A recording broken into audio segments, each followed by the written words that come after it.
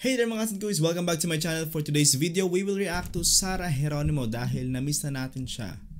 Agad-agad no? Kahapon lang napanood natin si Miss Sarah sa Vista Mall Bataan para sa special program to light up yung kanilang Christmas tree doon sa loob ng mall. At talagang masasabi natin na mas humuhusay siya lalo as the year passes by, kasi talagang ewan ko magaling siya dati, di ba? Alam natin yun, kaya nga sinusundan natin siya. Pero ibang level yung galing niya ngayon. Talagang alam niya na kung paano mas gamitin yung boses niya, kailan yung ipipick, basta. Salamat sa mga nanonood ng videos. Kita nyo naman yan sa mga videos na in-upload natin. And wag kalimutan, on November 24, concert na nila ni Coach Bamboo sa Laguna. And isa tayo sa finalist ng EKG, though we have the ticket naman na, pero sumali lang din tayo dun sa pa-contest ng EKG para lang i-challenge yung sarili natin. At saka syempre may mga tickets tayo mapapanalunan dun, so ipamimigay na lang natin yun. Okay, so support nyo lang yun, nasa Facebook yun. Sa mga hindi pa nag-follow sa akin, please follow QuizKS on Facebook at nandun yung link ng EKG. So, pwede nyo, or punta nyo yung EKG Productions na Facebook page and look for my video, finalist number 4. Okay, maraming salamat agad-agad sa manonood at magre-react. Okay, now, panoorin natin yung performance ni Sarah sa ASAP kanina, singing Adele's song, I Drink Wine.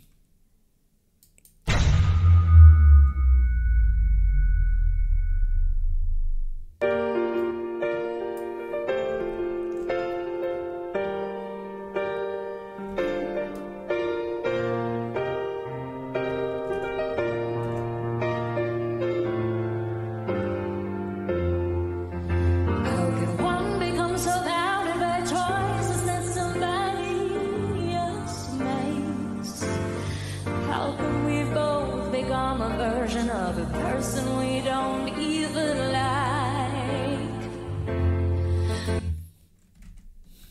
Ibang boses na naman, no? Ang yung texture niya, no? Yung sobrang rich ng boses ni Sarah. Well, first of all pala, hindi ko alam yung song. Hindi ako familiar with I Drink Wine ni Adele. Ibang mga songs niya yung alam ko. Baka nasa bagong album niya rin to. May mga gano'n naman tayong moments talaga na yung mga kinakanta ni Sarah. Kahit noon pa na mga performance niya sa ASAP, hindi natin alam. Kasi nga, di ba binibigay sa kanya yon. And pasalamat din yung mga foreign acts talaga sa kanya dahil ipinagkakatiwala sa kanya yung mga kanta nila. At through Sarah, sa show natutulungan sila to make the song na makilala sa Pinas. Pero for sure, alam to ng mga iba, lalo yung mga Adele fans, at saka yung mga naghihintay na kantayin ni Sarah yung Adele song. Do ako din, may mga ibang songs ni Adele ako na gusto kong kantayin ni Sarah na hindi pa niya nakakanta. We're in love with the world, but the world just wants to bring us down. Wow. Ang bigat naman nun. By putting ideas in our heads to corrupt our hearts somehow. True. When I was a child, every single thing could blow my mind. Soaking it all up like fine, but now I only soak up wine. Ang mahal-mahal tingnan ni Sarah. Ang mahal niya tingnan. Ang pricey niya. Alam mo yun, parang okay, sige, binabayaran natin siya to perform, pero parang kulang yung bayad. Parang ganon. Iba yung Sarah G talaga. Di ka libre. They say to play hard, you work hard, my balance in the same price. Yet I don't know anybody who's truly satisfied. New classic white bread. Only 6 pesos. You better believe I'm trying to keep learning. But the higher we climb feels like we're both none the wiser. So narinig niyo yung pag-escalate ni Sarah ng voice niya, no, buong buo, tapos walang hesitation. Kaya ang ganda pakinggan, ang ganda ng placement, malinis. I hope I learn to get over myself. 'Cause I'm trying to be somebody else, so we can love each other for free. Everybody wants something, you just want me. Why am I Very nga, Adele song nga yung kanta. Actually, naririnig ko nga si Adele eh. Yung the way yung takbo ng melody. Adele. obsessed about the things I can't control? Why am I seeking approval from people I don't even know? Ganda ng song ha. In this crazy times, I hope to find something I can cling on to. 'Cause I need some substance in my life, something real, something that feels true. You better believe you have cried hard times. Di ba? Ang galing. Tapos hindi maingay, di ba? Galing. Husay. Tapos, ang nice na ginawa ng ASAP dito, hindi nila ginamit yung common nila na yung mga ilaw nila sa stage taas, no?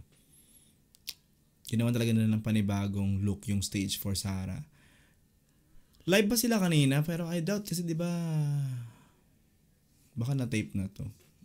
Or, hindi ko alam.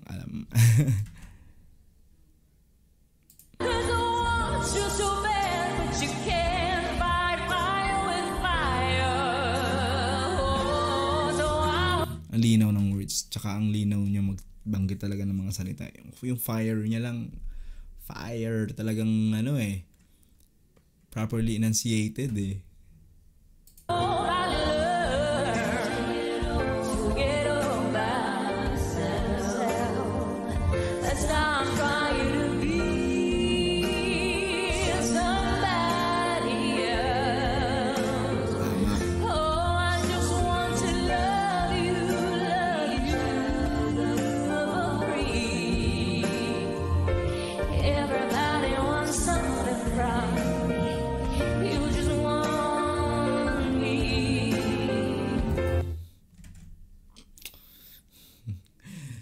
Tapos, ang napansin pa natin, ngayon na lang ulit, no, na kumanta si Sarah ng foreign na hindi niya kanta.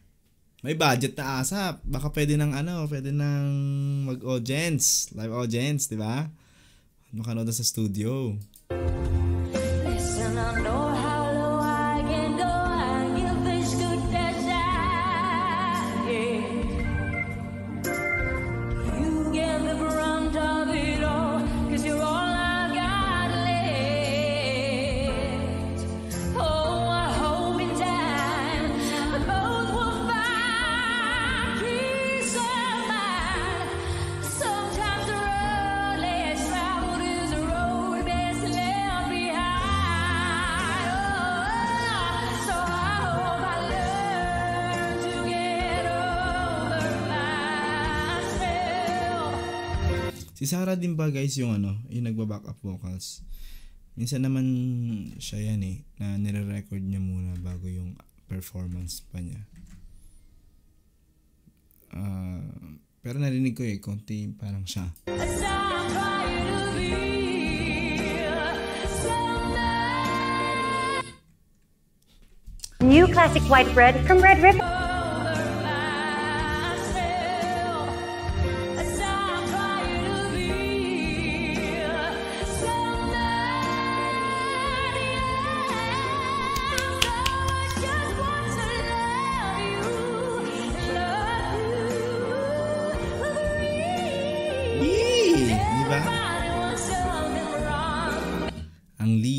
ang linis ang lalamunan. Ay, ang galing, ang galing. Parang ano lang talaga din yung kahapon sa All I Want for Christmas niya. Mambo yung lalamunan, yung vocals niya, freely lumalabas lang yung mga notes sa kanya. Galing. You just want me. You better even try.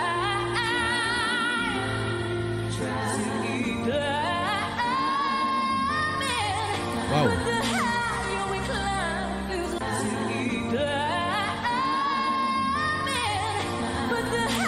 Binalikan niya na.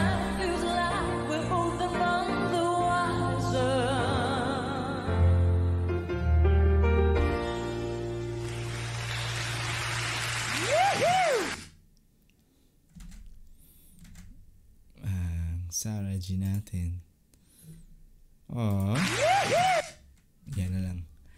Alright, so thanks Adele for that song. Sa kaya ang sumulat. Pero ang ganda, no? Ang ganda ng melody, ng lyrics. Papakinggan pa natin 'yan. Kung tindihin pa natin kung ano talaga yung pinupunto nung song. Minsan kasi naman iba-iba yung interpretation eh. Pero parang sinasabi kasi 'di ba, as you go higher, parang it doesn't make you din na wiser. I don't know, parang gano'n. Pero well, ang galing talaga ni Sarah. Alam niyo yung hindi sayang yung pera, effort kapag pupuntahan mo siya. Wala yun ang bataan sa amin para lang mapanood siya. Kasi kahit 3 songs lang yun. Total wala naman kami binayaran. Di ba, mapanood lang namin si Sarah for free. Pero syempre yung toll, gas, time, all worth it to see the performances of Sarah Geronimo. Nag-iisa sa Pilipinas talaga. At total performance goosebumps. Ako pang ilang panood ko na kay Sarah this year alone. Pero talagang nakakatuwa you can get enough of Sarah G. Kahit every week pa siguro kung syempre kung libre yan, go. Diba? Kaya on Friday, sa mga wala pang tickets dyan, alam ko very very few tickets na lang natitira. So don't miss the chance to witness the collaboration of Sarah G. And isa pa talagang magaling na artist din to. Icon ng Pilipinas, Bamboo. Naku, walang tulak kabigin sa dalawang to. Yung artistry nilang silang dalawa lang alone. Ang husay what more nung pinagsama mo pa yung dalawa. Kaya pangatlong nood ko na ng Ashbo concert. Kasi Araneta, Pampanga, tas itong Laguna. Okay lang. Worth the penny kumbaga lagi nga. Kung ganang entertainment. So see you there sa mga manonood sa Laguna, and don't forget to support me. Para may iba pa tayong madala at makanood ng Sarah G X Bamboo in Laguna. Alright? Kayo naman mga asin ko, anong masasabi nyo sa performance ni Sarah G sa ASAP kanina? Comment nyo lang yan okay? At mag-banding tayo sa comment section. Maraming salamat sa panonood ng video na to. Like kayo, mag-iingat. Bye-bye!